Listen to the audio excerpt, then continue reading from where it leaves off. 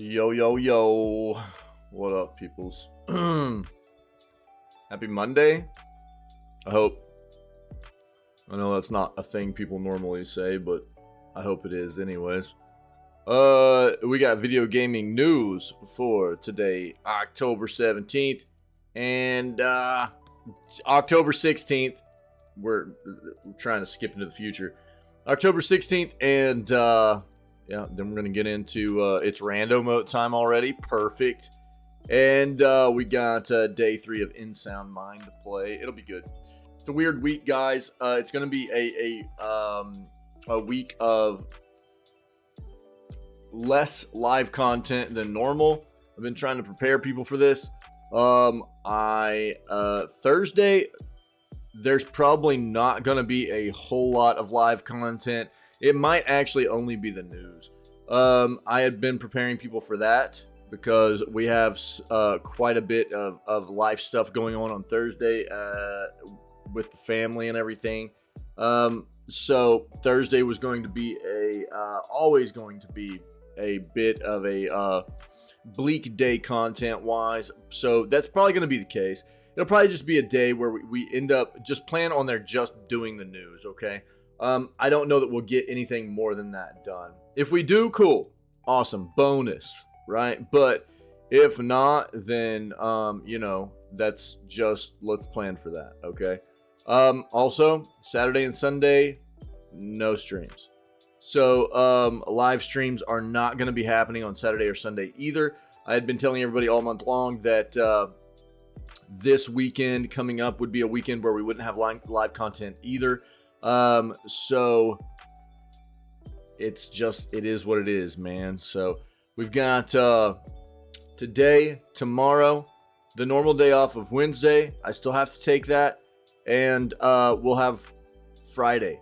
So it's going to be a bit of a bleak week, man, for live content. It's a bummer, I know, but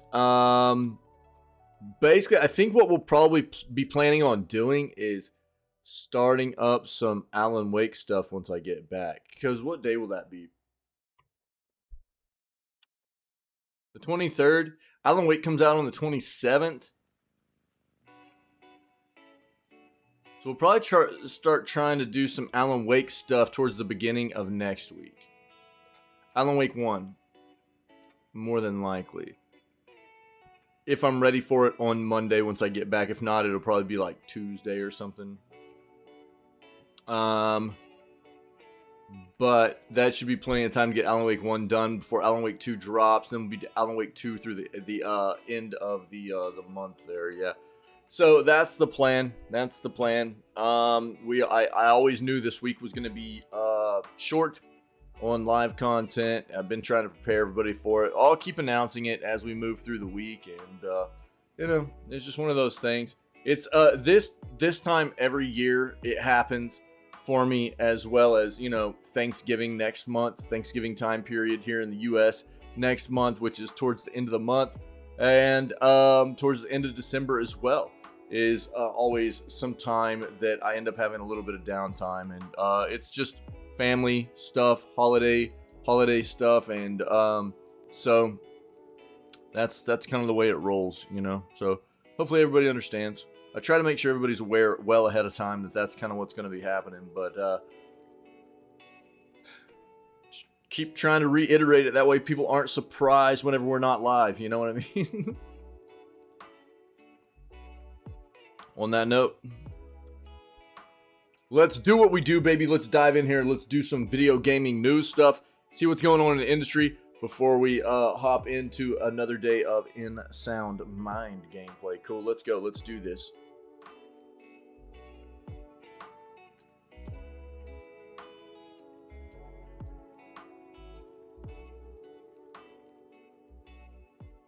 Word up. Yeah, that works.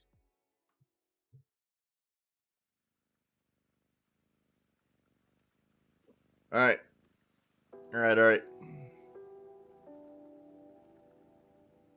Here is a remarkably open-ended sci-fi RPG inspired by the classics. It's probably coming out of Steam Next Fest, more than likely. Let's take a look.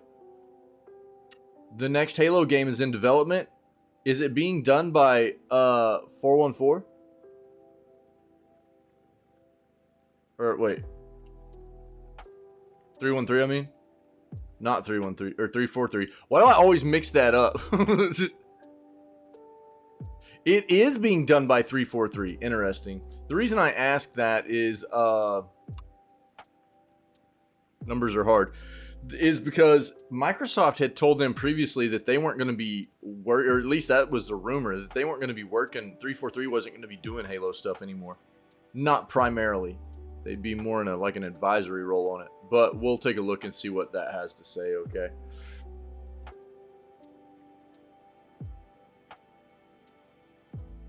Yeah. All right, here we go again, dude.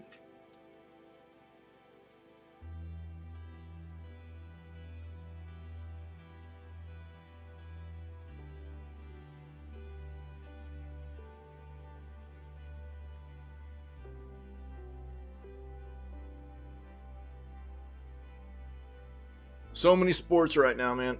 All right.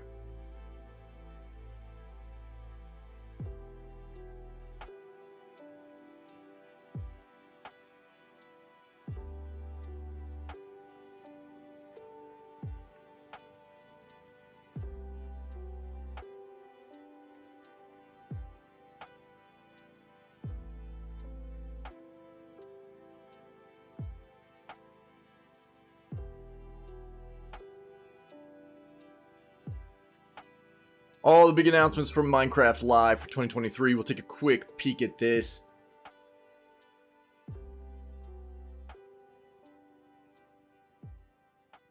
Looks like AMD's fluid motion frames tech now works within any DX11 and DX12 game, as long as you're using an RX 7 or 6000 series card. Michaela, what up?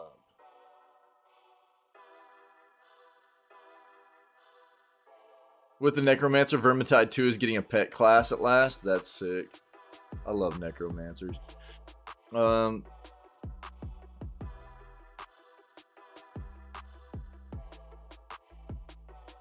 Thanks for sharing all the content in the Discord, friendo.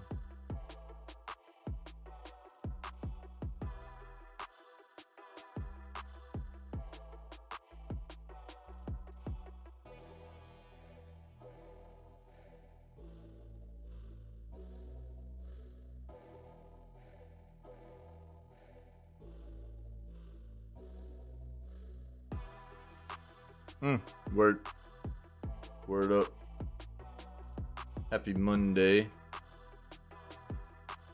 PS5 users surprised with update bringing new console feature. Is this talking about the PC trophy stuff? Probably not, but no, this is actually a console update. Okay, we'll take a look.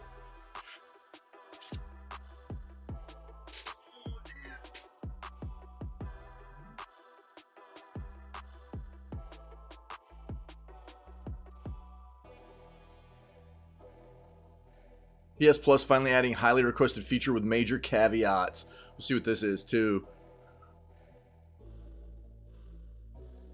Put that right there with the PS5 news.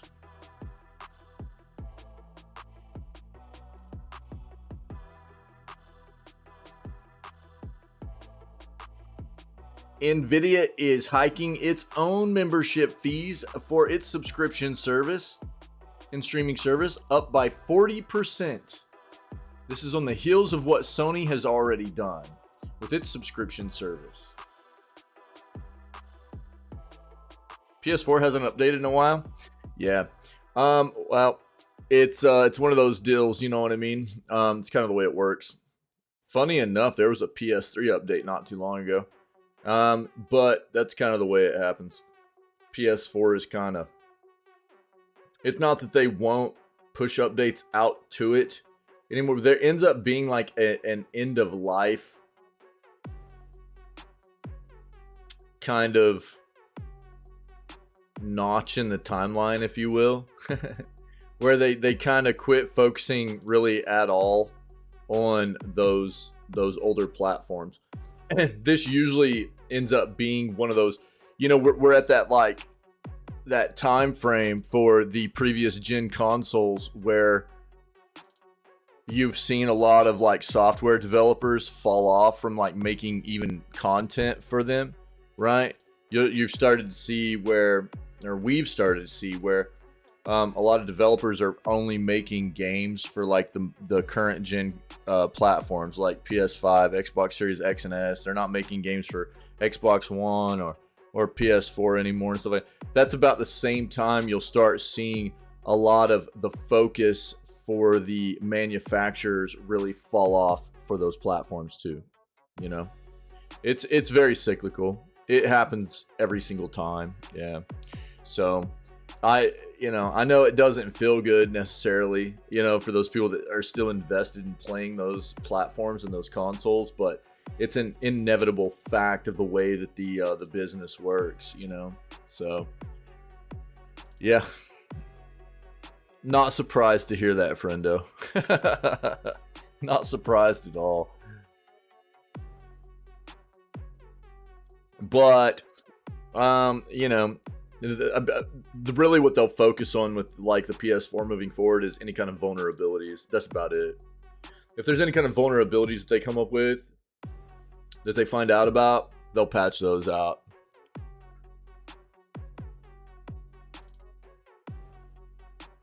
Is $300 or $500 too high for a PS5? Well, I mean,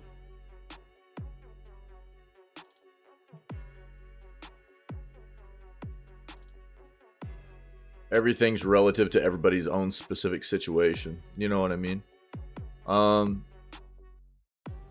I think that it's a better time right now, I think, to buy into the new platforms. You're starting to see a lot of better kinds of sales happen for the new platforms. But again, I mean, you have to understand where we're at, right? So if you take a look at the way the cyclical nature of the lifespan of consoles plays out, we're relatively close to halfway through the life cycle of PS5 and Xbox Series X and S, right? So what you're starting to see is a lot of sales happen where you're not just getting the console and one controller anymore. There's starting to be a lot of sales where you can get like the console, the controller, maybe two controllers, maybe a game, maybe a limited subscription to their their streaming service or their subscription service. I mean, which PlayStation now has streaming service as part of their subscription service, right? So there are things like that that are happening where it's literally a better deal. So like paying $500 for that as opposed to like $500 for what you were getting before is actually a better deal in the grand scheme of things, right? I mean, that's a no-brainer.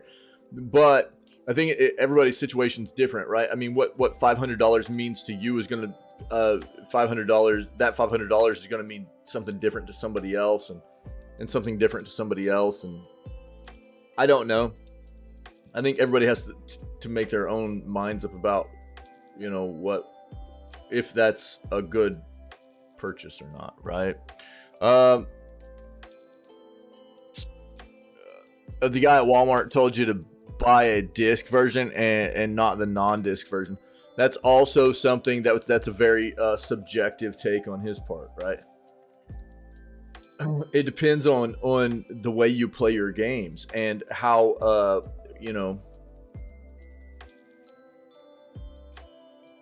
how close are you to adopting into the digital realm of media? Yeah. Do you still play a lot of physical games? Or are you much closer into just buying into the digital realm of gaming? We talk about that a lot. So PC games, right? PC gamers have converted and transformed into the digital realm of gaming a long time ago. But console's a different matter, right? And it's slowly happening. But if he told you, so here's the thing for you, Michaela. You have a PS4, right? You have a PS4, which means you have a bunch of PS4 games as well, also, correct? And if I remember correctly, all PS5s are actually backwards compatible with PS4 physically, like with their physical media, right? So for you, it could make sense if you're gonna buy in to go ahead and buy into one that does have a disc version, yeah? Because you've got a bunch of PS4 games and you can play those games on your PS5. It just depends on how you want to address it, how you want to go about. But at the same time, if you've got your PS4, you're not going to be getting rid of your PS4. You can still use your PS4 to play those games. You don't necessarily need to have a disc version of the PS5. If you're ready to, you know, embrace that digital realm of gaming in, you know, the PS5 with the PS5 purchase, then you don't necessarily need to have it. As long as you've got a good internet connection and you're comfortable with having, you know, here's the thing you have to understand though. If you're going discless, you have to understand the amount of disk space that you're buying into with a PS5 and how quickly that can fill up with a number of games, right? Meaning that you're not going to be able to, like, you're going to be having to constantly uninstall and install new games all the time, probably. Because that's the new issue for modern consoles. They don't come with big enough hard drives, in my opinion. So it's just something that you're going to have to kind of juggle and, you know,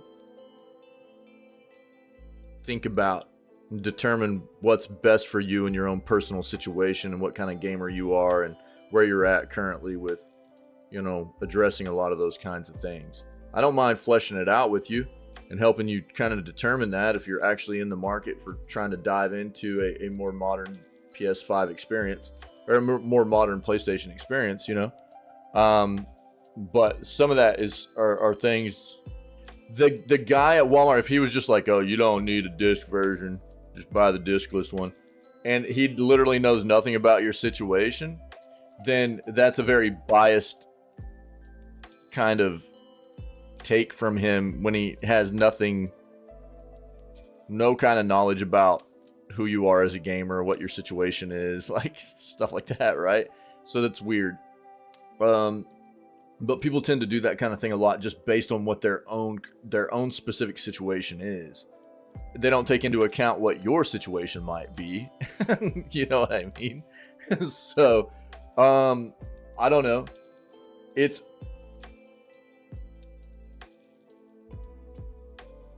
think another thing to maybe consider is we've been hearing rumors for a while.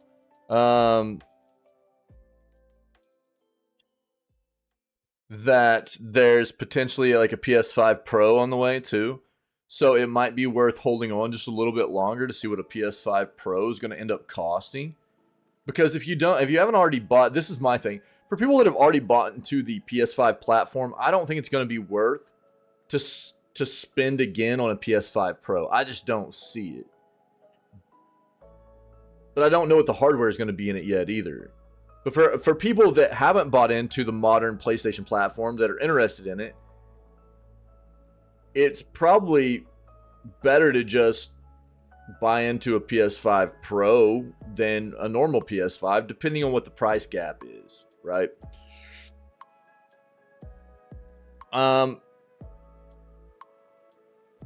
What's up, Psych? How you doing, buddy? So I don't know. It might be worth just holding on a bit and seeing what the PS5 Pro might bring to the table for us. You know what I mean? Before you decide to dive in.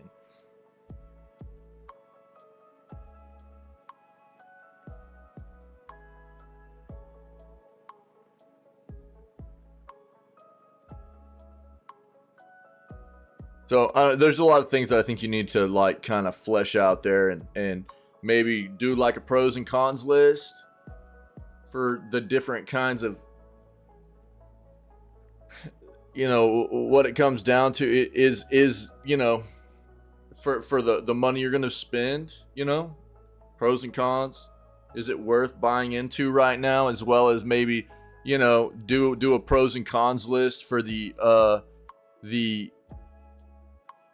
disc version versus the diskless version as well. Take into consideration like how big your hard drive is going to be on that thing, and how, you know, quick you might be filling that up and stuff like that too. You know, you're probably just going to have to do that for yourself and determine what would be the best way for your own personal situation moving forward, for what you would benefit from the most buying into, I think. Yeah.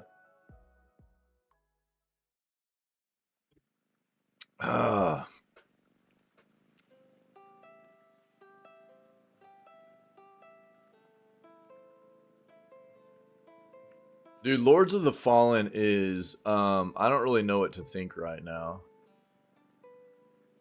You guys haven't seen this, check this out.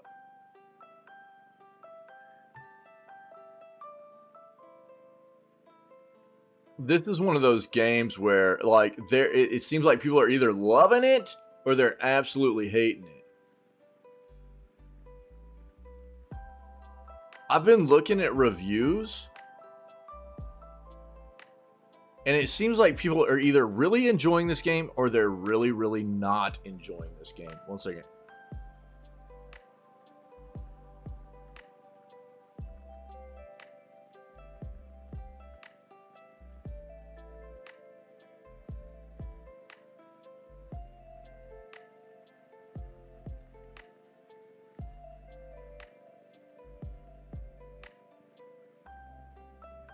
I don't know if I agree with that. There's definitely some, like Starfield's one of those titles.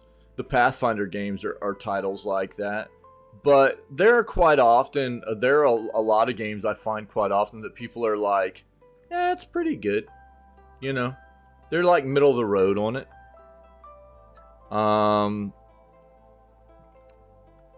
But we do come across these titles occasionally where it feels very, very split. Like there's nobody middle of the road on it. It's either they absolutely love it or they absolutely despise it. Like they're just pissed off about it. And this seems like one of those titles.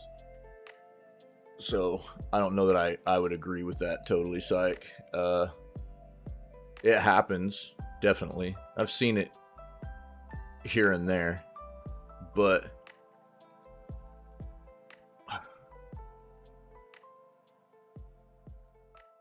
I think the thing, I definitely feel like this game is not optimized right now. I don't think that they polished this game very well for a number of platforms. I think PC is pretty bad.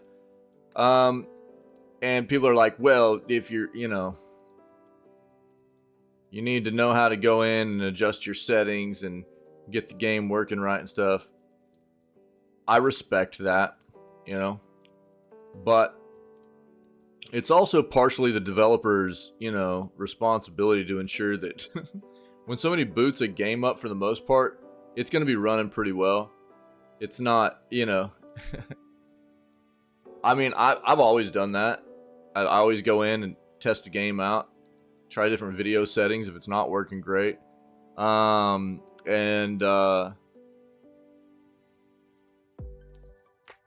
But it does feel like it's a little bit janky for a lot of people right now.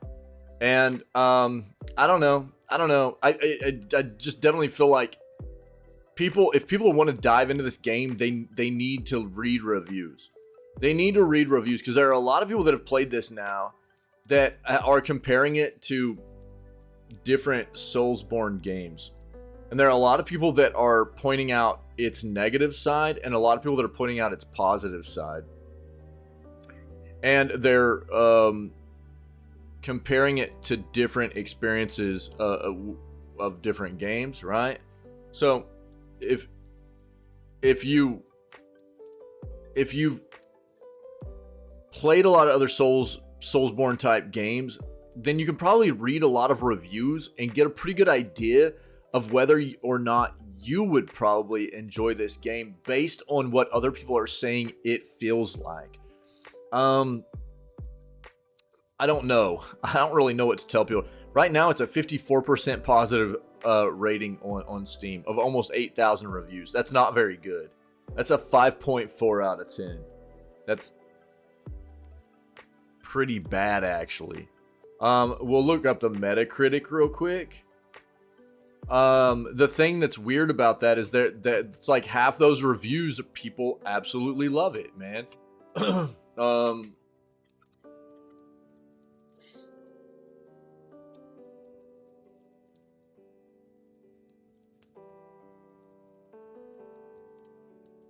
So here's a bit different of an idea here, I think. Perfect, right? Yeah, dude.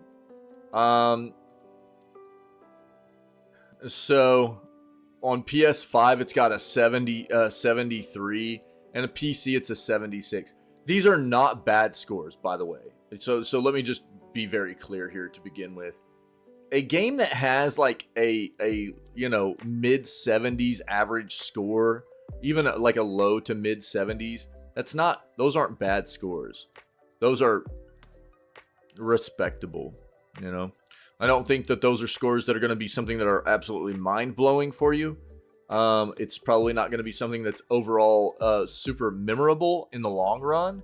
I think games that tend to be that for people are games that hit more baseline review scores across something in like the 80s to mid 80s. Low 80s to mid 80s are going to be more memorable, pretty solid experiences. Anything above that, it's like kind of genre defining, game defining, industry defining, long lasting impressionable games for the industry, actually setting standards and stuff like that. You know what I mean? So this isn't bad though. This is definitely not bad. And you can see a difference in the user scores just here on Metacritic than what's on Steam. Some of what this could be is the difference in platforms that are being reviewed on here, let's go down to where like the average is. This is kind of what I've been telling people. This is funny they bring this up. I've just been telling people right now,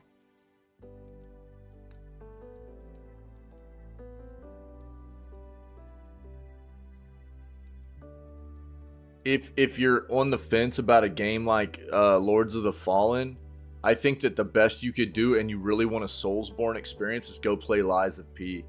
It's on like Game Pass as well, but I think Lies of P is actually a game that deserves to be purchased. They've already announced they're coming out with an expansion for it. The game's supposed to be a banger. And if you're really itching for that Soulsborne kind of experience, and from what a lot of what I hear is, it's almost like a real Soulsborne kind of experience that people have been waiting for. 1 second.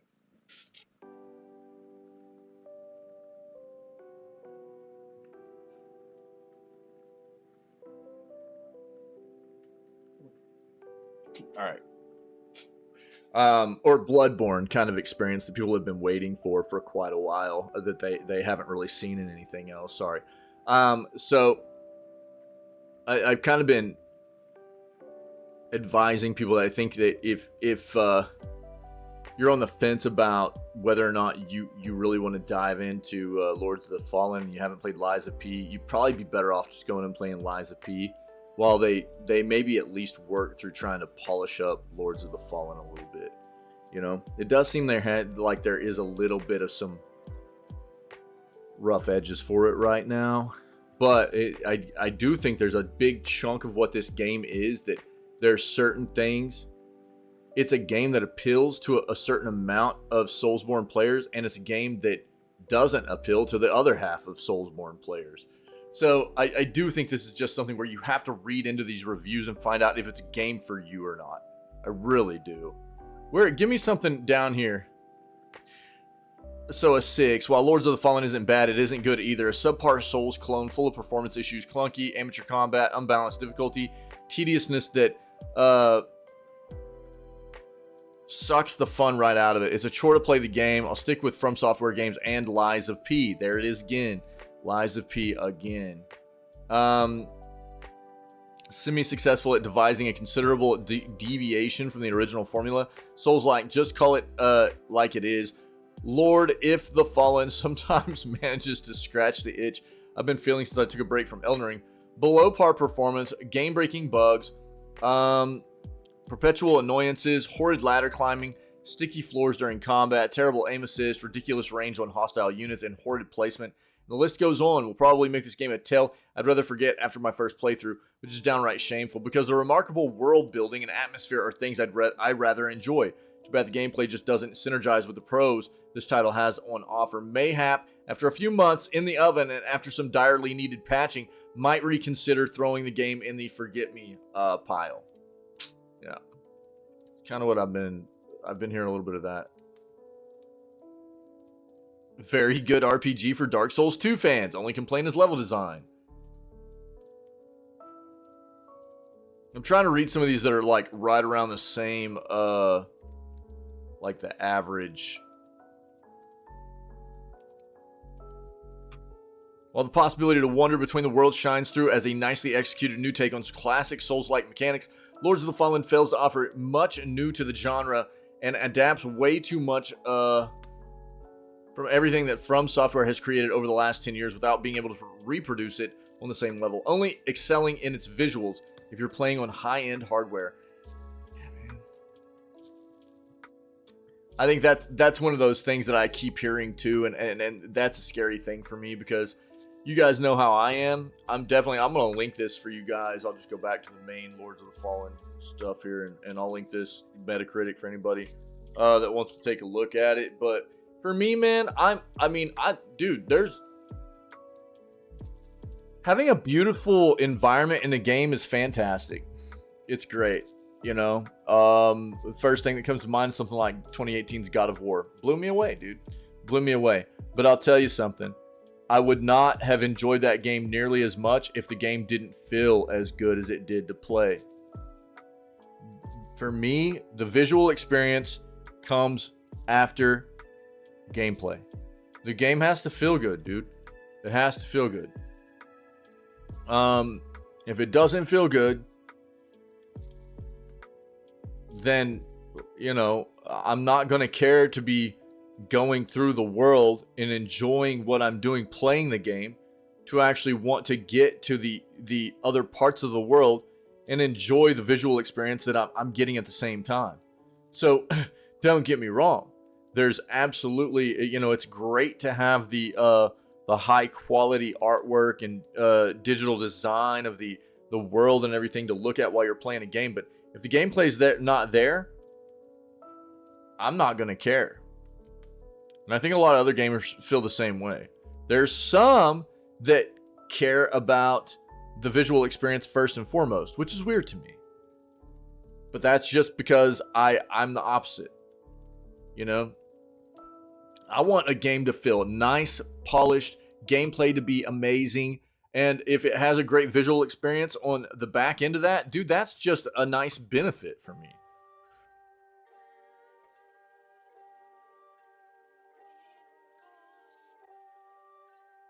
Switch is getting one of the most popular board games ever.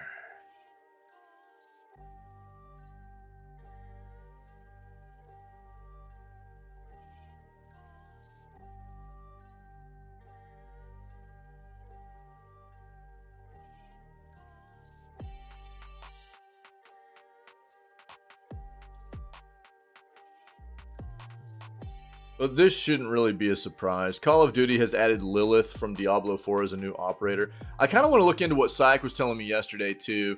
Let's look at this. Diablo.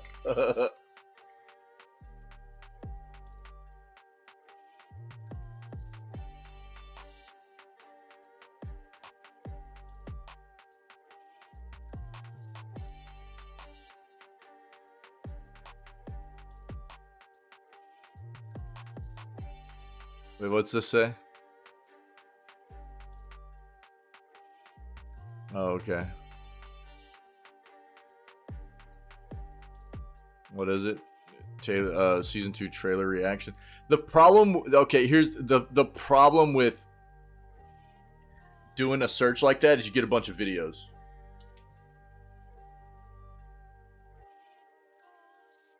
So hopefully we get something, see, this is, and that's not what I want, dude.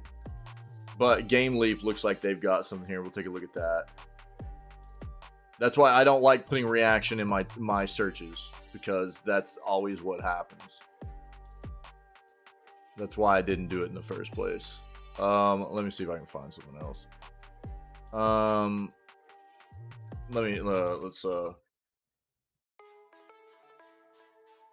that's better. That's better. Eurogamer. Here we go. Dexerto too. We'll look at both of these. Yeah. We'll look at both of these. Diablo 4 players discover Blizzard can't do simple math in Season 2 trailer. Bro. Yeah. Yeah. That's exactly what Syke was talking about yesterday. That's funny. Yeah. Yeah, we'll read these, dude. We'll read these. Yeah. I mean, you know, Blizzard be blizzarding, you know what I mean? Yeah, we'll read both of these and see what we get out of them. But, I mean, you know, Activision does Call of Duty. Blizzard does Diablo. Activision Blizzard is the same company, which is now owned by Microsoft. And so it's easy for them to do these crossovers and these mashups, right? It's the same company. So it shouldn't be a surprise to anybody to have a character like Lilith in as an operator in Call of Duty, right? It just shouldn't.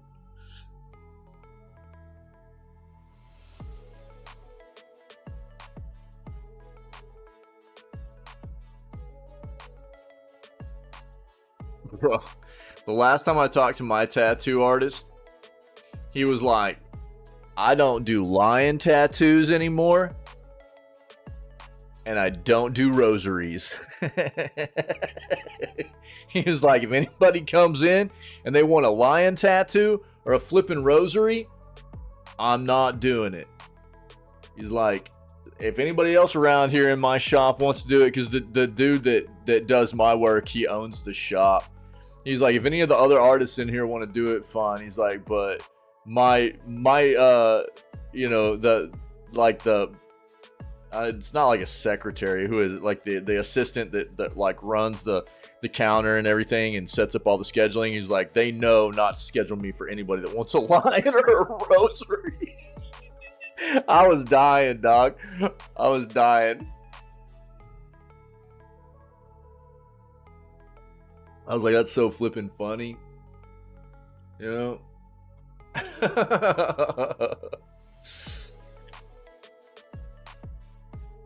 New Witcher report says Netflix series will end with season 5. Jesus Christ. I won't watch any more of it, dude. I didn't even really finish the last season. It really fell off for me, dude. I don't know. It's just not there for me anymore. Even this last season with you know, Henry Cavill still in it, it just didn't feel very good to me. It really wasn't what it had been before, in my personal opinion. And with him leaving it, for sure, it just I have absolutely no want to watch it at all anymore. So I don't know. What's the meaning behind a lion or a rosary? Well, I mean, you know, rosaries are. Here's the thing that's funny about a rosary, right? Rosaries are traditionally prayer beads, but for some reason, dude, you know, you hold them in your hands. It's a traditional Christian prayer bead, right? But what has happened is people have started getting them tattooed on as like necklaces and stuff. So, dude, you got me. I don't know. I don't understand it either. People are getting them tattooed on as necklaces. Explain it to me, because I don't understand either. I don't know, dude. You know what I'm saying? And a lion, who knows, dude? You know what I mean? Maybe you were born in the year of the lion, or maybe, you know, you're Charlie Sheen and you got like lion's blood instead of tiger's blood, and you know what I mean? Oh, for real? Well, yeah, I mean, every culture's got a different reason for like mythological creatures and even just animals of the world and what they symbolize and what they can mean, and different reasons for why somebody would get them and stuff. You know what I mean? Like, maybe it's just people's favorite animal, you know? It could just be something like that. Could not necessarily have to have any kind of symbolism underneath it at all. Could just have to do with being somebody's favorite animal, you know? So, but apparently, that's what I was asking him. Yeah. I don't know. You might have. I was asking, I was like, you know, what's the most tattooed animal? He's like, lion, dude. Easy, Lion. He's like, there's not even anything close. Lion, dude, all the time Lion. He's like, I don't do them anymore. I was like, that's crazy, bro. Yeah. And it's somebody as yeah, cool, thanks, man. There is somebody as talented as him too, you know what I mean? I mean, he's insanely talented. Not that, you know, I mean, I can imagine just having people come in nonstop wanting like lions all the time. It'd be like, Jesus Christ, here we go again, you know. Another flipping lion, dog.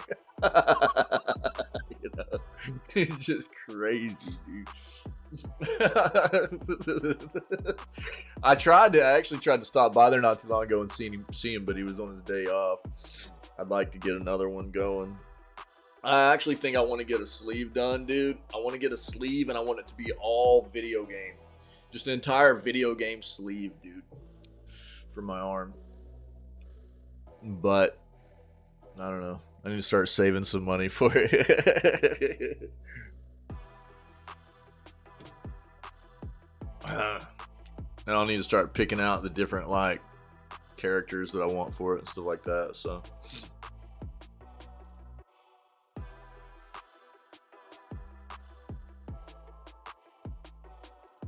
Yeah, we talked about this already. Apparently, Alan Wake 2 is going to have some free and paid DLC that'll be coming out. And even the free DLC is supposed to be quote-unquote significant. So we'll see. Oh, dude, this came up. Look, Blizzard pulls Diablo 2 Season 2 trailer that got almost everything wrong. Yeah, we didn't even need to look that up specifically, but we'll put this here first. That's funny. Yeah, definitely not safe for work. All right, cool. Thanks, dude. I'll take a look at it. Sony releases spoilery Spider-Man 2 launch trailer ahead of reviews. We've talked about this game a lot here lately.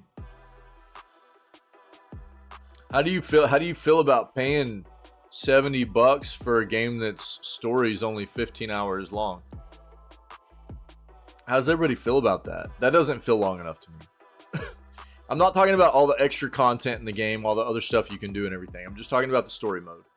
You know? I'm glad there's other stuff you can do in this game. That's the way it should be. But I still feel that, like, paying $70 for a game, the main storyline content should be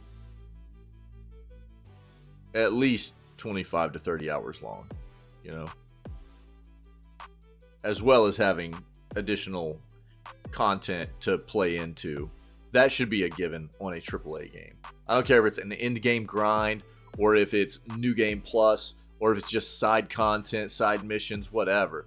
But a 15-hour main storyline feels kind of bleak to me for $70.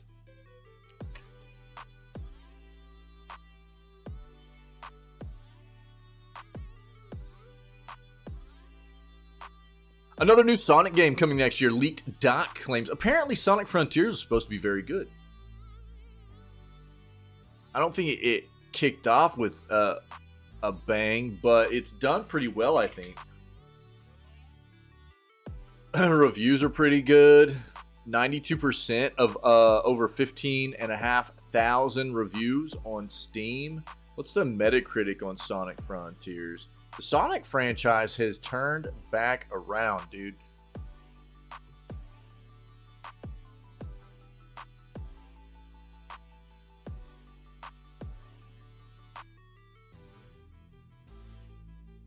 Yo, Cappy, what's up, friendo? Yeah. So, weirdly enough, look at the Metacritic scores for this. This is one of those weird situations you don't see too often on Metacritic. Metacritic gave the game a 69 kappa on Switch, a 71 on PS5, a 61 on Xbox, a 75 on PC, a 75 on PS4, and I think this is one of those things like I was talking about. But look at the user reviews, right? An 8.2. Yeah, Psych already sliding up in my DMs this morning. You know what I mean? Yeah. So, like I said, I think this game released to a bit of a lackluster kind of all the way around review. But I think as it continued to be out and progress and get some patches, it got better and better, which I think is why user reviews have gone up. But Metascores, usually you get that initial push for reviews from critics, and then it doesn't get any more. It kind of stays there, right? It doesn't really get a whole lot more, which is why I think you get something like this to happen, where the critic reviews will stay at a certain point based more upon like what the impressions were on release. And then you'll get user scores, which can kind of flux depending on how the game does over time, you know? I think that's more about kind of the way that works. Yeah, because if you look at the latest critic reviews, they're like at the beginning of this year and the end of last year. And the latest user reviews are like 3 days ago, yesterday, and 3 days ago. So I think that's why that kind of can happen sometimes on Metacritic. But we'll talk about this.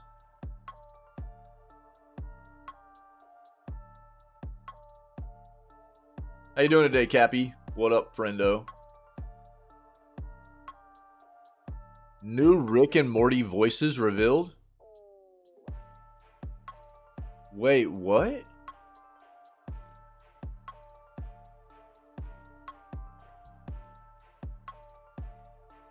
Oh, you like those? I'm braided up, yo. I'm braided up. Well, I'm like half braided. The back of my hair is not braided. The back of my hair is not braided, so it's just kind of wild. Yeah. Yeah. Yeah, so I've got like, my braids aren't braided down on my scalp or anything, you know what I mean? They're just kind of like loose braids and stuff. The wife was just playing with the hair yesterday, so I just rocked it. I don't really care. Something different, you know? I'm just rocking it.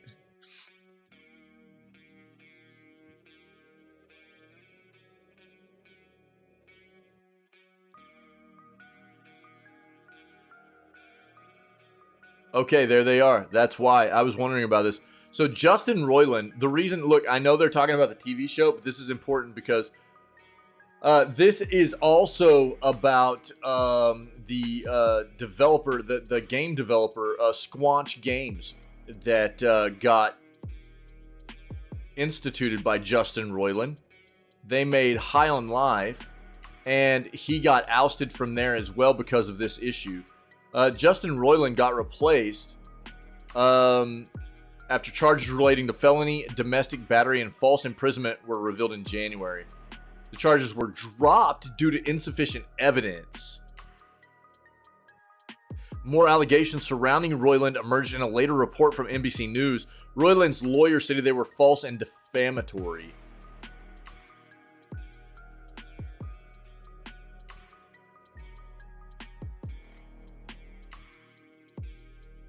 So that's all there is to really read into this, but that's why Rick and Morty are now being voiced by different people, and that's why Squanch Games has been going through so much turmoil and everything with having to oust their creator of their entire studio, Justin Roiland. If you guys didn't know that.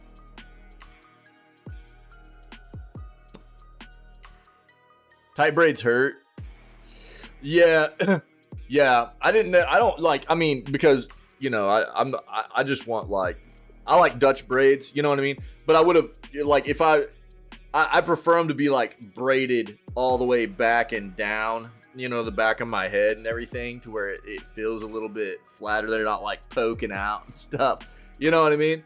So I'm not real tender headed either, though. You know, I got a pretty tough scalp. So, I don't necessarily, you know, I'm not looking for like real tight braids, but just like, you know, I like trying different things. I like a big fat braid down the top of my head. I like doing a big fat braid down the top of my head, and then just doing like some smaller braids on the sides and stuff. We're just messing around a little bit.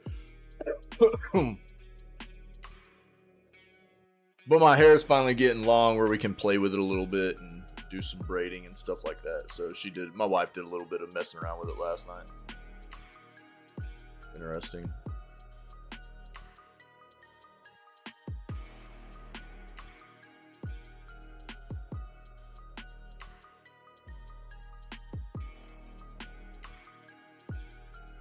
I'll pass.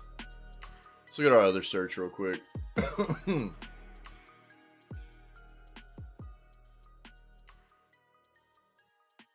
Yeah, we talked about that yesterday. All that we've talked about. Yeah. Minecraft has now sold over 300 million copies. Holy crap, dude. That's actually insane.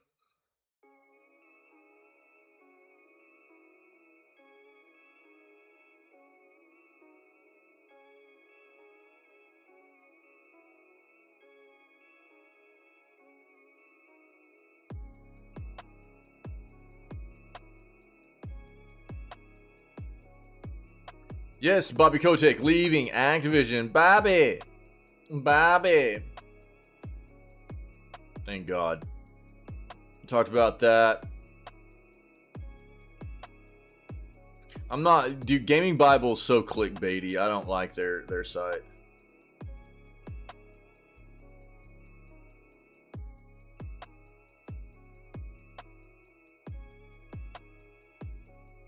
Oh, you watched some of the Minecraft live yesterday? I didn't even know it was happening, but I do have indie horror.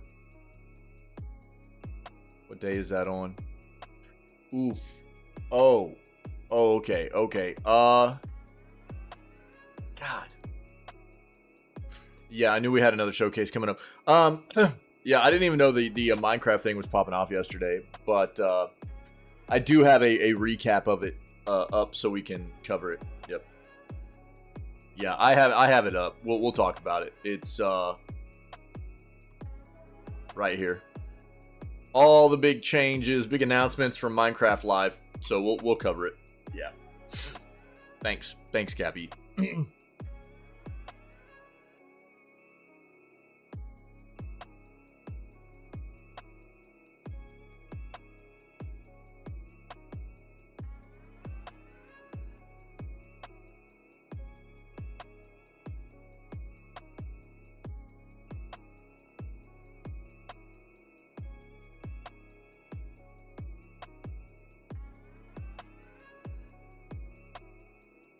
I want to skim one more page real quick.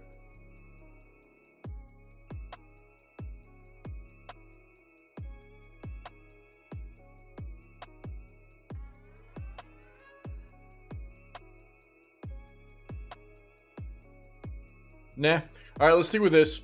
Let's kill this music.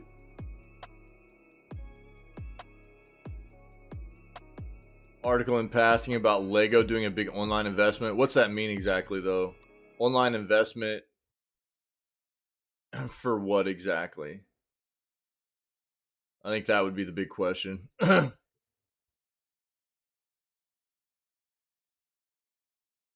Investment for online. I mean, that's kind of like a vague thing. Yeah. Okay. Cool. All right, cool. Let's dive into these. Another new Sonic game is coming next year. Leaked document claims. Alleged Sega presentation lists plans for 2024 products.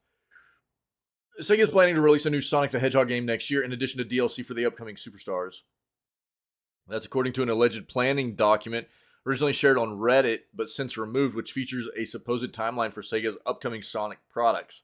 According to the document, the upcoming Knuckles TV show will release in Q1 of next year, followed by a third season of Netflix's show Sonic Prime in the same quarter. Sonic Superstars DLC is listed as to be determined during the year, and a new game is listed for release during the holiday season. If true, a 2024 Sonic game would put the series on a 3-year run of major releases following Superstars this year and last year's Sonic Frontiers. Superstars is a 2.5D side-scrolling platformer which lets players control either Sonic, Tails, Knuckles, or Amy Rose. The game, which is due for release on October 17th, is developed by Arzest, the Japanese studio run by the mascot's original creator, Naoto Oshima. In VGC's Sonic Superstars review, we call the game The Sonic 4 Fans Deserve. That's cool. So, probably another Sonic game next year. We'll be looking to see if that happens. Nintendo Switch is getting one of the most popular board games ever. What is widely considered one of the most popular board games of all time is making its way to Nintendo Switch early next month. Generally speaking, the Switch is already home to video game versions of a variety of different board games, titles like Uno, Monopoly, and Clubhouse Games, which is a collection of a number of various tabletop games, all happen to be downloadable on Nintendo's console. Now, a board game that has previously come to PlayStation and Xbox platforms will soon be making the jump to Switch as well. So on November 9th, Catan Console Edition is poised to release on the Switch. Video game adaptation of Catan will contain virtually all of the same features and gameplay stylings found in the board game iteration. It will allow players to play with one another online through multiplayer that is cross-play compatible with PlayStation and Xbox. Additionally, those looking to solely play with others in their own vicinity can access the couch multiplayer aspect of the title.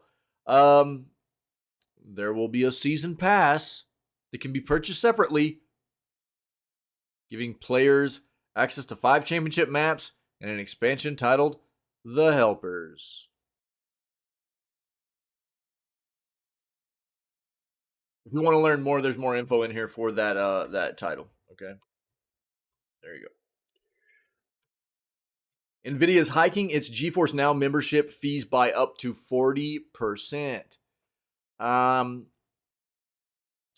So, Canadian gamers are the ones who will suffer the most. Brutal. This is on the heels of what we've seen other subscription services do as well, right? So, it was Xbox first, raising Game Pass prices. Not absurd raise in price, but it was a raise nonetheless. And that never feels good to subscribers, right? But they had never raised prices. They tried to in the past. They got a lot of backlash and they backed off of that. Now they finally did it.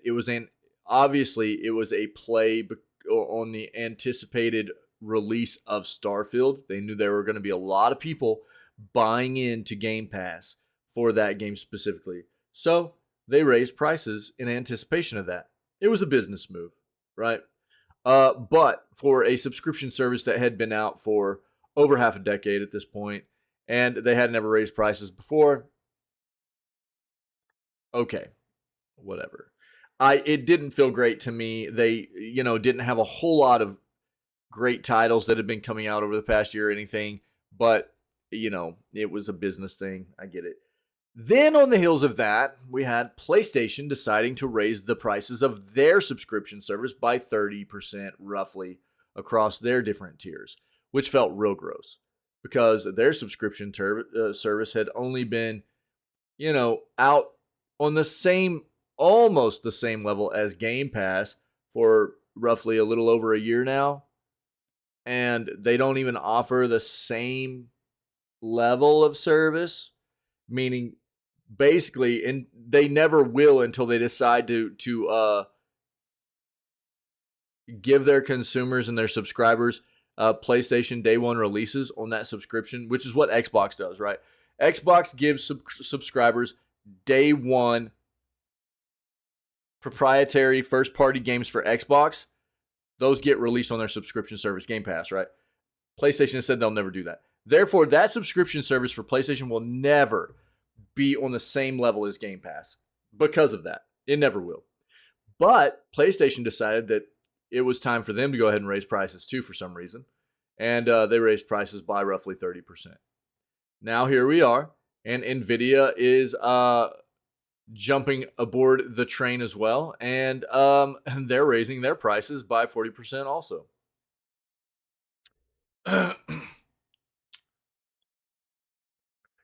So with the world having to get a second mortgage on a house just to buy a bag of potatoes these days, increases in the price for a relatively niche service won't be a surprise. But if you're a fan of NVIDIA's GeForce Now and want to keep using it, you'll be paying anywhere between 10 and 40% more depending on where you live. The new membership fees for the game streaming service won't take effect until the 1st of November, but NVIDIA hasn't exactly gone all out with the announcement with just a simple update of the GeForce Now fact site. Though, to be fair, it may have already let its existing subscribers in these areas know. To be honest, I only noticed the changes thanks to the sharp eyes over at Video Cards, and scouting around the interwebs suggests I wasn't the only one to miss it. So why are prices going up and how bad is it going to be? Nvidia has said it's to account for increased operational costs in those areas and is referring to Canada, the UK, Sweden, Norway, Denmark, Czech Republic, Poland, and countries whose national currency is the euro. Users in Poland will see the smallest increase, with most of the 1 and 6 month priority and ultimate package fees rising by 10%, though the 6 month ultimate will just go up by 8%. I say just, but that's still a sizable hike. It's nothing compared to Sweden, Norway, and Canada, however. The first two will see membership fees 30% higher, while anyone using GeForce Now in Canada will be hit with increases starting at 30% and going as high as 40%, depending on the package you go with. Yes, you read that right. At the moment, the cost of a 6 month priority membership in Canada is $50 CAD, but in a few weeks, it'll be $70 CAD. What are you getting for that? Up to fully high def, so 1080p res and 60 frames per second, and a 6-hour session length. Don't forget that GeForce Now doesn't offer any games as such. It connects to whatever digital library you already have at Steam and runs those games for you. I suppose paying $140 every year to have access to a semi-decent gaming PC isn't too bad, but I'm just not a fan of game streaming services at all. I've only ever tried the free version of GeForce Now, so I shouldn't judge what the paid version is like from that experience, but it didn't make me feel like it was worth forking out the money. If you do pay for the most expensive package, then you might come away with the same impressions as our Dave James did when he put the Ultimate service through its paces. In short, you'll be gaming at max graphics with lots of performance on tap, all without handing over a huge chunk of money for a monstrous graphics card. Yes, there are caveats to it, but this is true of all streaming services. For some people, this might be your only way of enjoying a spot of high-end PC gaming at the moment, though if you're living in one of the countries listed above, I'm afraid that enjoyment is going to get a little to a lot more expensive. You can see the prices here. CAD, GBP, Europe,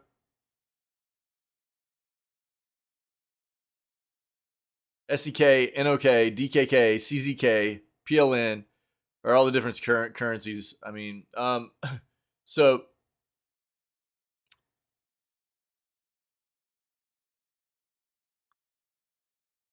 Founders Priority members continue to receive their Founders for Life price benefit. Fine print. Here you go.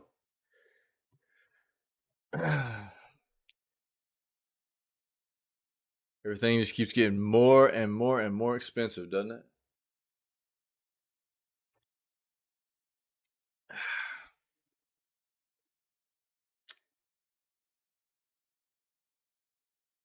All the big announcements from Minecraft Live 2023. Here we go. Big announcements about the future of Minecraft. Yeah, we kind of hit on this a little bit ago. 300 million in sales. They have surpassed that number. Makes it the best-selling video game of all time. Cash rules everything around me. Cash rules everything in the world, really, dude. Yeah. I mean, it's like becoming this whole like dystopian nightmare. it's really wild. Everything's just nobody's getting paid more for as a baseline. Oh, cream. Yeah, nice. There you go, dude. Yeah, I didn't catch that. Nice. Um,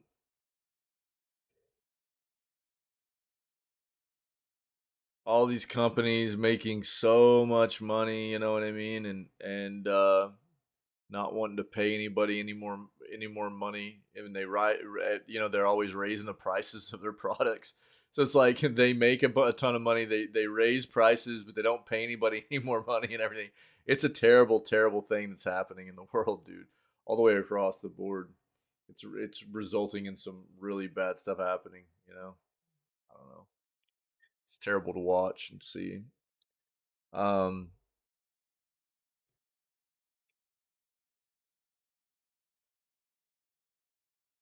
detrimental effects across the across many societies in the world. You know, it's brutal to watch. Um, Considering Tetris sold more than five. Wait, Tetris might have something to say about Microsoft's claim that Minecraft is the best-selling game, considering Tetris has sold more than 500 million copies. Yeah. Okay. They've still got a ways to go then. Star Wars DLC coming to the Minecraft Marketplace on November 7th is the Star Wars Path of the Jedi DLC. A trailer released during the event showed lightsaber combat and force powers. Some iconic Star Wars characters will appear in the DLC as well. Planet Earth DLC. You know, that's terrifying. Even in a poly form. You know, sharks are just so scary, dude. The new TV series Planet Earth 3 is debuting this fall, and to celebrate that, Minecraft Education is working with the BBC on DLC for the Minecraft Marketplace in 2024. Companies previously worked together on Frozen Planet 2 DLC for Minecraft. The message for the new Planet Earth DLC in Minecraft is that we are all connected and must work together to take care of the planet. Agreed. Minecraft Legends. The Minecraft Legends principal designer Craig Lee ran through some of the community requested changes for the game, including the ability to pet animals, custom campaign and PvP modes, controls and UI shown on screen, pillars of light for waypoints, and improved pathfinding. Next, Lost Legends for Legends. Creeper Clash is coming to the game on October 19th for Halloween. Another one, Snow vs. Snout, is launching in December. Frogs are coming to Legends in December, so that's great. 15th anniversary plans. Minecraft is celebrating its 15th anniversary next year. And Mojang's Lydia Winters announced that there will be exciting plans in store to mark the occasion. Keep checking back for more. Vanilla Update 1.21. Yeah, I know. Weird, right? Weird concept. A number of features are coming to the OG Minecraft in mid-2024, including the Crafter, allowing players to conduct automatic crafting, a first for Minecraft Vanilla. Also new for Minecraft Vanilla in 2024 are trial chambers, are procedurally generated underground structures for players to tackle, as well as light-emitting blocks called copper bulbs. What's more, Minecraft Vanilla is adding the Breeze, which is the game's newest hostile mob. It moves by jumping and shooting projectiles of wind energy that explode on impact, like how blazes shoot fireballs. If it collides with a player or entity, it explodes immediately. These explosions cover a blast radius of a few cubic blocks, deal a small amount of damage, and knock back all entities in the area.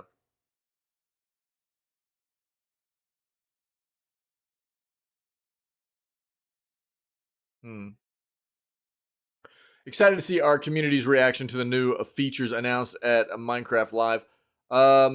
This update is a precious mix of exciting adventures, combat trials, and tinkering. We believe it adds something delightful for lots of different kinds of playstyles.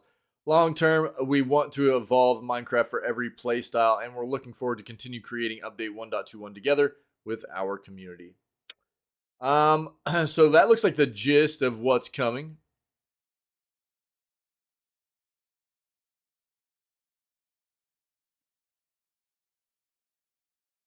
For Minecraft in the near future. If you wanted to look at any more of that here.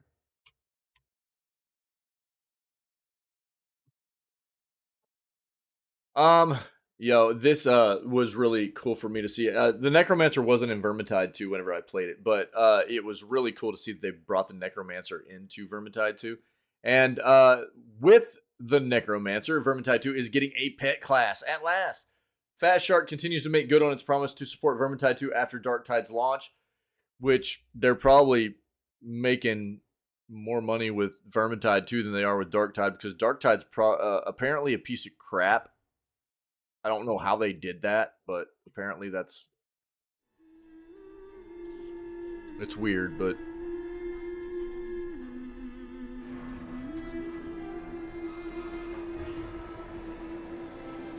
so I'm to prove myself to you. Won't this be fun?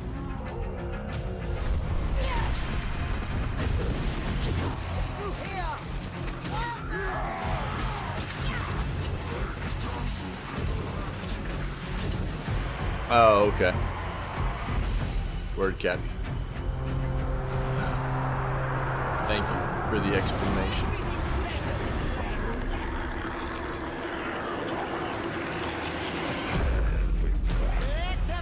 So dope.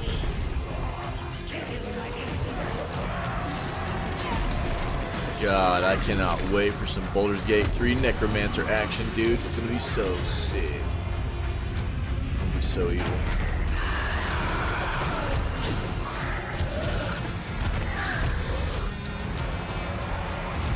Bro, those skeletons look squishy.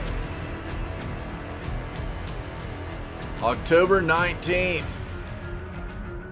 Fat Shark said it would continue to support Vermintide 2 after the launch of Darktide and has done just that with additions like the new free levels and remastered levels from the original Vermintide. Next up, Pyromancer Sienna will finally get her fourth career, the Necromancer.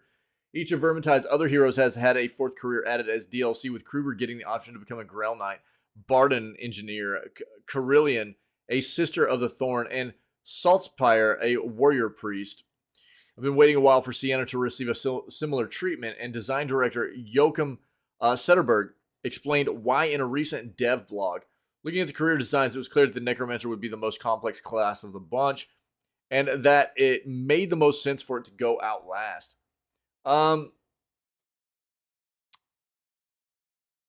Hinting at what's ahead, Sederberg mentioned that having done the groundwork, we now have a bit of tech in place for enemies fighting enemies.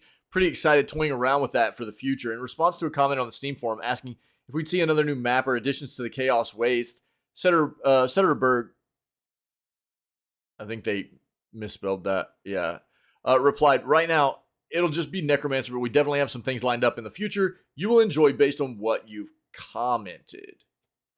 In addition to raising the dead, Necromancer Sienna has a passive called Malediction of Nagash that turns her fire attacks into an eerie energy that makes targets suffer 20% more damage from her attacks and those of her pets.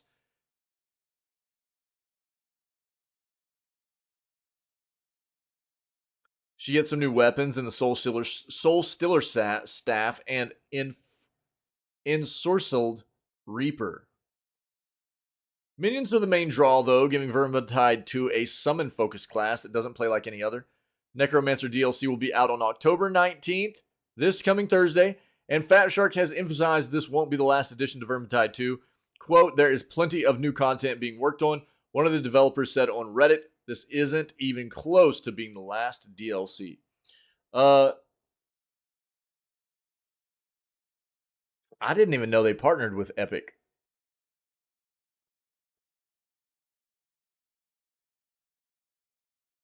When did that happen? Let's pull that up.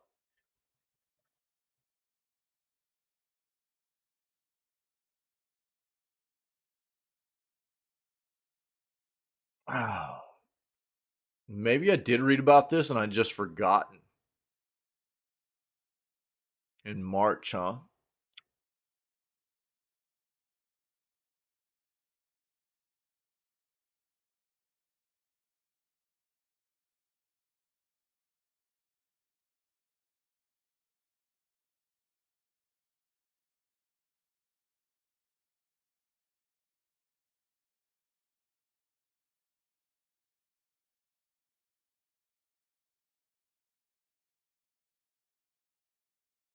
This is the crap that I hate. Shaping the future of the metaverse.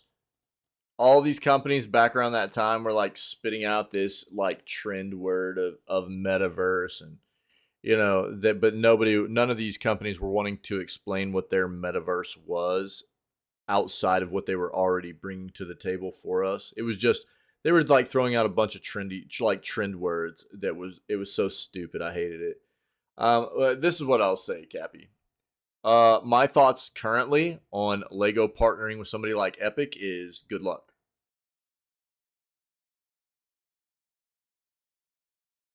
Epic is really coming off as a very, very, very disgusting company right now. And they are crushing some of the other companies that they currently purchased and collaborated with. Talking about like Mediatonic with Fall Guys and Psionic with Rocket League, and the fact that they've just crushed 16% of their workforce, and all they want to do is talk about how they give out the default kind of statement of we love our employees and we love our community and we've done everything we can to, prevent this kind of thing. Um, Good luck to Lego. I think this is not, this is not going to be the same thing as like Epic being able to like hold Lego under their thumb because Epic doesn't own them, right? They're in a contractual obligation together. It's not the same situation as like Epic owning Mediatonic or Epic owning Psionic or anything, but Epic's in trouble right now, it seems. They're not doing very good, and their reputation's going downhill for a lot of people. So, it doesn't seem like they're making very good business decisions, and I would say that Lego needs to be careful. That would be my sentiment right now for Lego. PS5 users surprised with update bringing new console features. PS5 owners are spotting a new addition to the console that Sony hasn't formally revealed. Various PS5 users around the globe have recently been surprised with a new update that Sony seemingly didn't detail whatsoever. Whenever PS5 consoles normally receive patches, Sony will announce them in advance while giving a broad breakdown of what changes have been made. Most of the time, these console patches do nothing more than improve system stability, but either way, Sony will at the very least inform users that an update has been released. This time around, though, this hasn't proven, to be true for one reason or another. The official PS5 subreddit, numerous users have reported that a new console update has seemingly been pushed live as the hardware now gives users the ability to check for updates for games that don't appear on the home screen. Previously, games on PS5 that were installed on the console weren't able to be checked for updates unless they appeared on a user's home screen. What? Why? The problem with this is that the PS5's home screen only displays the 10 most recent games that have been played, with all other games being pushed to the game library tab of the user's interface. So if you want to check for an update to a game that wasn't in this home screen, you would have to launch the game manually only to find whether or not a title did or didn't need a patch. That is so stupid.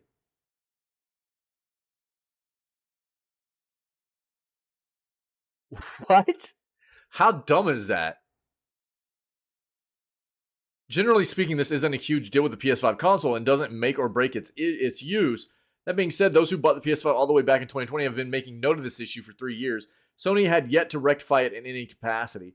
Within the past day, though, it seems like a long-awaited update has finally started to go live for some and has brought about an end to this problem. Look, the reason this sucks is because anybody that, plays on a platform like Steam, right, understands that Steam will check your library consistently and constantly for any installed games you have. Yeah. And if an installed game gets a patch, it will queue it up and schedule it for an update automatically, depending on the way you have your settings, right?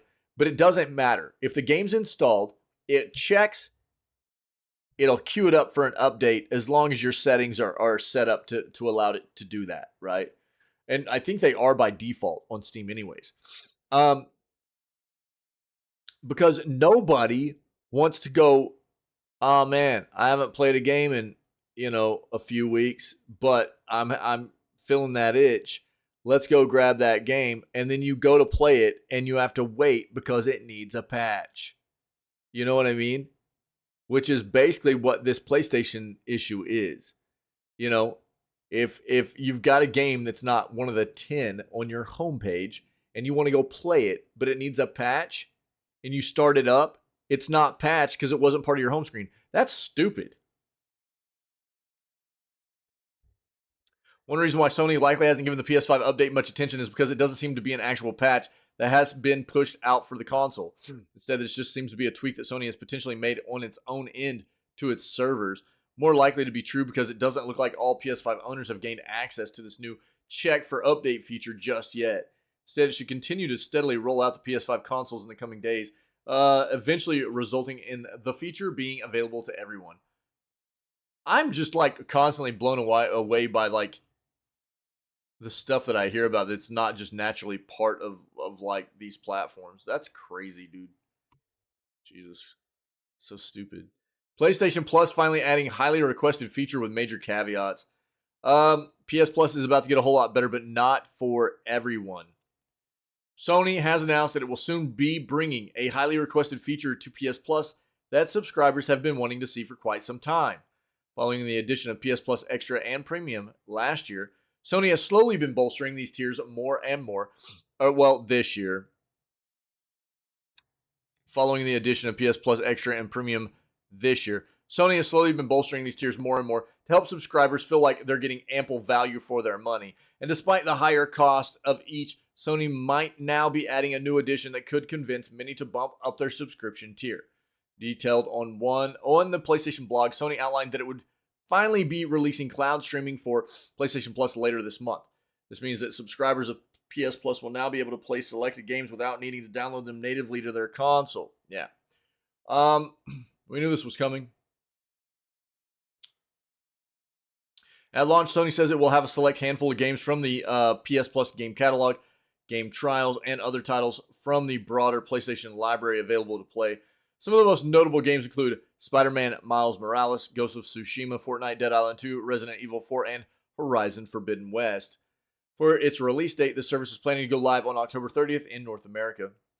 The biggest problem with this is twofold. For starters, the feature is solely going to be available on PS5, even though this is Sony's primary console at this point in time. It means that those subbed to the service who only own a PS4 can't take advantage of this perk. I wonder why they did that. This is a business ploy.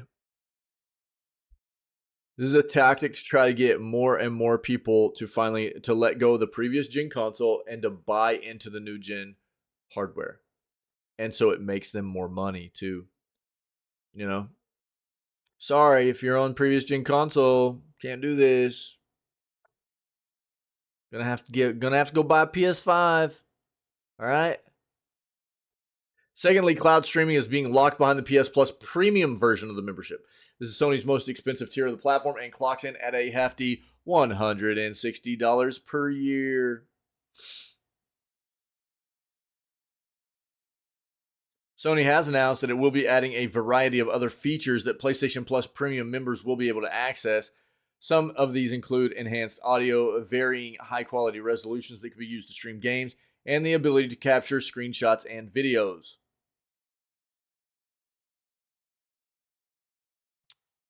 It lists the features down there. Yo. I hear you, Cappy. I know. Gross, dude. So to all those PlayStation 4 console owners out there that are already subscribed to PS Plus Premium, feels bad, dude. Because Sony's basically slapping you in the face and saying, get wrecked. But, I think this is one of those occasions where you've got to understand this corporation, this business that you're in bed with here and that you've bought into. This is what they do to people,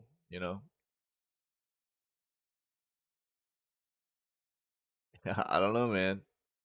That's something people have to determine for themselves, but you've got to understand what they do. This is what they do, right?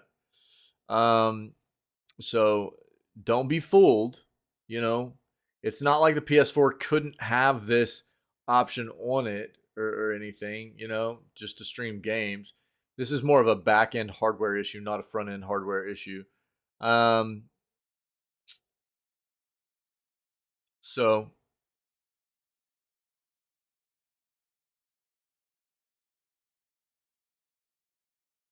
people have to just determine for themselves whether these kinds of things that these businesses get up to. The console market is terrible about this kind of stuff, man. They are not about taking care of their consumers. They're not about taking care of the people that have gotten them to the point of where they're at. It's all about how can we continue to bottleneck people into buying into the latest and greatest that we're offering and getting them out of the stuff that they've purchased before. It's not about thank you for being a part of what we've always done. That's not what this is ever about for them, you know? Which sucks. It does.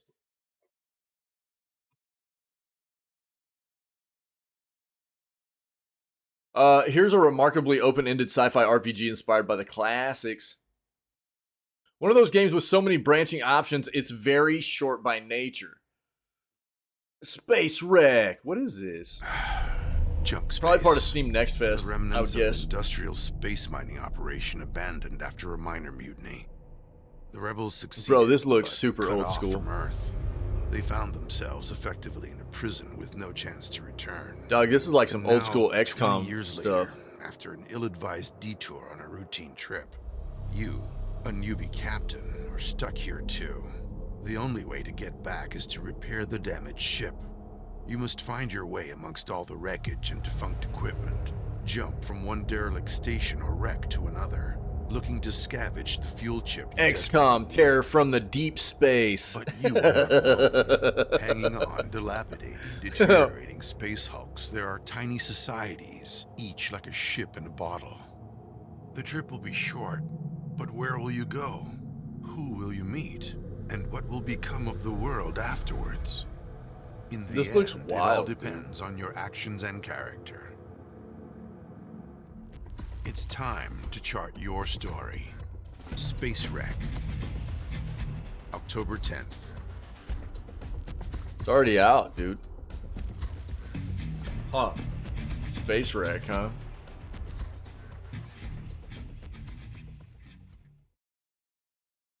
The indie RPG scene is basically solely responsible for keeping the torch of the old school isometric RPG burning. Spirit of the spirit of that those old games inherited. That's a weird stated line there. From tabletop role playing, do whatever, be someone weird, have your choices truly matter. Nobody's immortal. Aren't very feasible to implement in the fully voiced, richly animated world of modern AAA RPGs. Not that Baldur's Gate 3 didn't do almost all of it anyway, at massive time and expense, mind you, but also this is a rarity for a AAA. So that's why I'm telling you about Space Wreck. After a year or so on my radar, is finally released. Lovingly animated, deeply complex, and very interesting game. About the length of a movie, but offers wildly divergent ways to take on its many challenges in your character's quest to find just the precise gear they need to escape, repair their broken spaceship, and escape junk space. There's a demo for it as well. Stats really affect what you can do and cannot do. Seems very like Disco Elysium in that aspect. Probably. Yeah, people who enjoyed games like Disco Elysium, Citizen Sleeper, and Norco will probably benefit from checking out Space Wreck. Yeah, cool, man. Let's look at this real quick.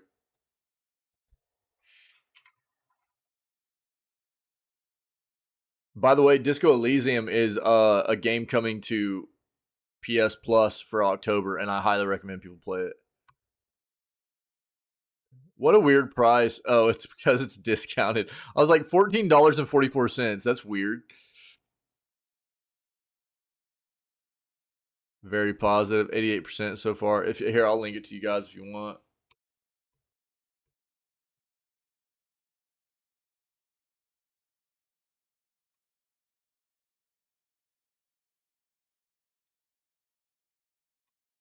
Next Halo game in development, reports claim. This is this is kind of a weird development here, because if you guys remember earlier this year, we were getting reports out of Microsoft. Remember when all the like layoffs were happening at the beginning of the year? Microsoft did a ton of layoffs too, thousands of people.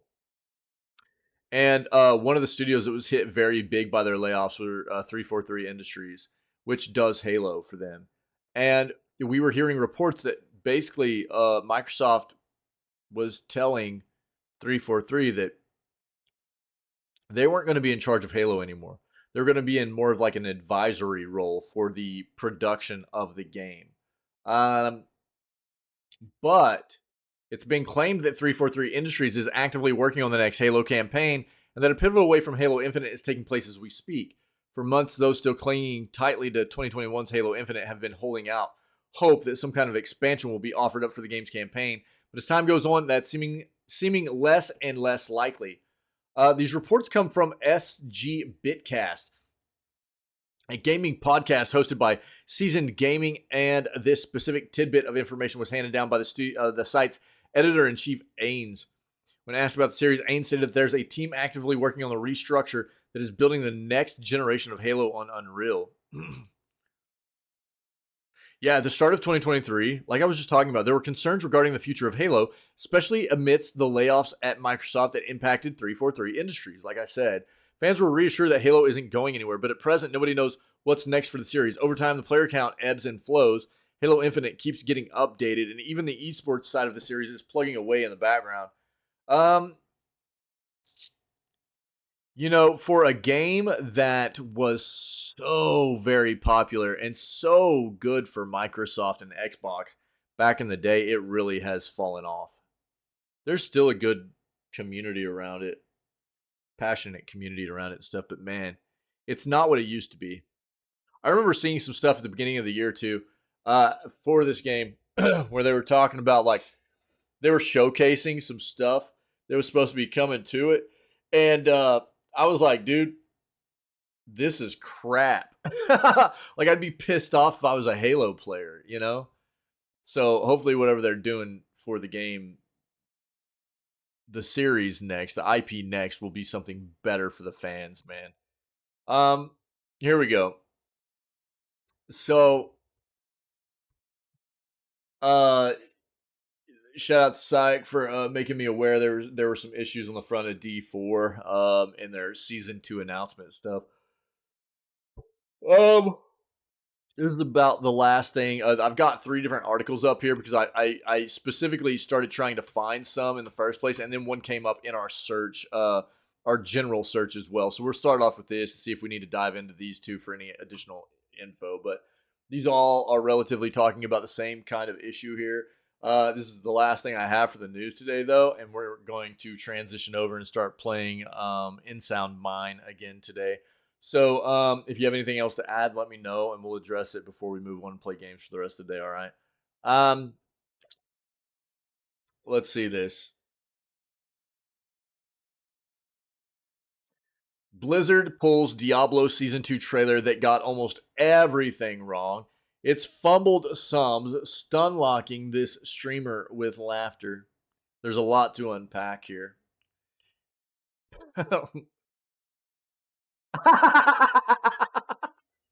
Bro. No flipping way.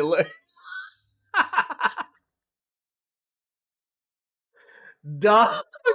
What? Oh my god, that is too flipping funny, dude. Yeah, the meme value there is so flipping good, dude. Oh my god.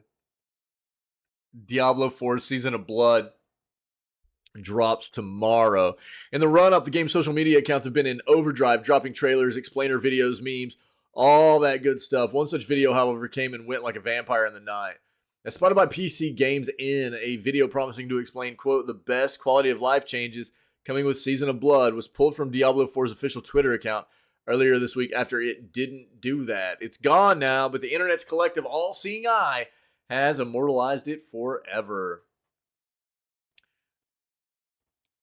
All right, well, I'll have to watch this real quick. This is probably going to not be able to go. Let me just preface this. The new Season 2 trailer, Math is Hard. Math is hard, Pony is fast.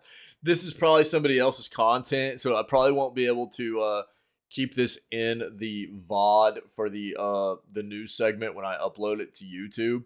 But it's going to be worth a watch while we're here live, I think. So let's take a look at this, right? So Diablo just put a trailer out for the Season of Blood. Everyone's excited for it.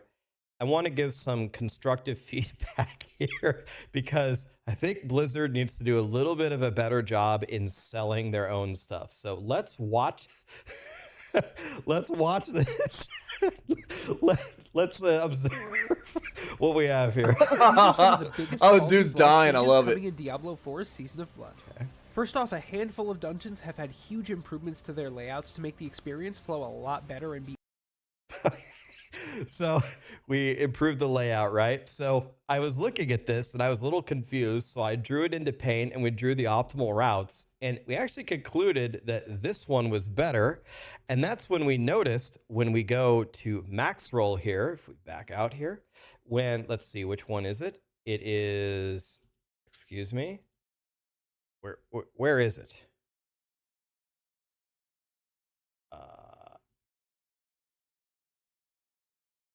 Where did I close it? Thank you. Sorry, I closed it. All right. When we go to max roll here and we go down, my bad. Actually, they got it backwards. The one with the square on the bottom right is the old one, and the new one is here. So idiots, dude. I think they have it backwards. This is the old one, the square one. So they got that backwards. Flippin' Overall, Blizzard, more dude. enjoyable for the player. Okay, The dungeon that's the fixes first have thing. also had redesigns applied, so take a look at many of those in-game at the season's launch. Why are they Next up so are Sanctuary's terrible? best method of travel. Here's the improvements to the horse, but here's my constructive feedback here. With the way that you showed here, it's almost impossible to tell which horse is better. The mounts. They'll be getting Yeah, I was gonna increases in their say, base speed, their the one sprint up speed, above their looks both like it's They're doing both better to just me. trotting along on We'll the also be adding a buff to experience It's bonus. practically So the moving same forward, thing. Elixir bonuses, seasonal blessings, things like that are all multiplicative with one another rather than each adding together. Okay, so okay, so the top row, 1,000 times 40% is not Everybody, you It's don't not even need a calculator for that, 1,040. dog. It's If you obviously had 400 meant extra. 1,000 times 1.4, that is also Look not at idiots, 1,040. dude. What Oh my this God, is dude. just 1,000 plus 40. But it gets better. Then they say the one at the bottom is 1,000 times 1.2. Okay, fine. And then times 1.2, and it's supposed to be 1,400. Oh my God, dude. Why are they so So- stupid? Everything here is wrong. I don't, Why are they so dumb, dude?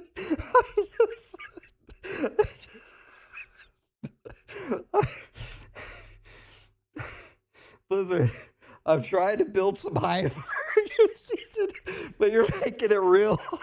It really is so sad. This is the thing. Why is a company this big Please, and Blizzard, notorious help us. as a game developer BlizzCon's coming making up. these kinds of If mistakes? you want to send me the whole slides ahead of It's time, ridiculous. and give me an NDA just to There's double no check. reason for it. It's flipping terrible. God damn it, man. This video is something else. I like this dude. That's my constructive.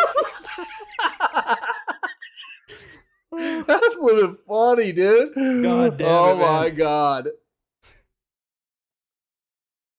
That's fucking unbelievable. Oh, This is dude, gonna you push you know towards what, those Cappy? higher I don't levels even a lot believe quicker that. than You know before. what? There are a lot We'll of just see a really, lot really more dumb progress. people in the world. I don't even know if I believe I'm that it's feeling very an hyped for the intern. season now. Yeah, for Blizzard. Blizzard does so much stupid crap. I've just gotten to the point where I believe that there's just a mass quantity of stupid people that work for that developer, dude. I'm sure there are a lot of really smart people too, but they do so much dumb crap that I fail to believe it's all interns. There's just no way it's all interns. There's no flipping way. They do so much stupid stuff all the time.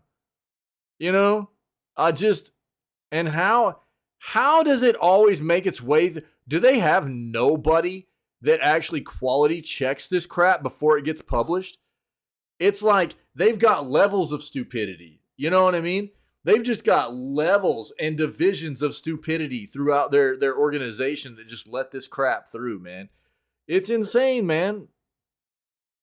I don't know who. I don't know. Microsoft's got I'll tell you this. Microsoft has got some work to do. They have got their hands full with trying to turn Blizzard around, dude. What an actual just cluster of issues, dude, Blizzard is. Again, look, man, it hurts to say that as somebody who grew up being in love with that developer and I won't even play their games anymore, you know? It hurts to see this. It really does. I loved them, dude. I loved Blizzard back in the day. But God, I mean, if this doesn't show people how actually terrible, you know, terribly run this company is, I don't know what does.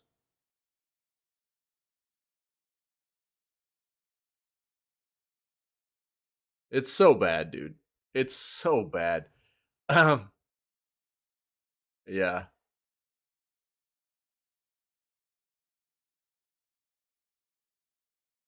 God dang it, dude. That was funny though. So that video, this video right here probably isn't going to make it into the news segment, but we watched it. It was really funny. It points out a lot of the mistakes and stuff, and the math is just actually it's not even hard flipping math. It's basic, like elementary flipping math, dude. This is easy math that they got wrong in this trailer. This is terribly concerning, man.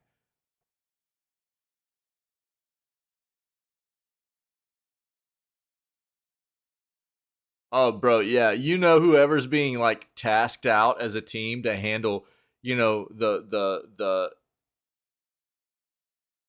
because you know that Microsoft right now is like building these teams to go in and take a look at Activision Blizzard and what they can do to like revamp, you know. You know that the people that already know they're on that Blizzard team are going, oh geez, they're just like face palming, dog. They're like, oh god dang it, dude. God dang it. This is gonna be terrible.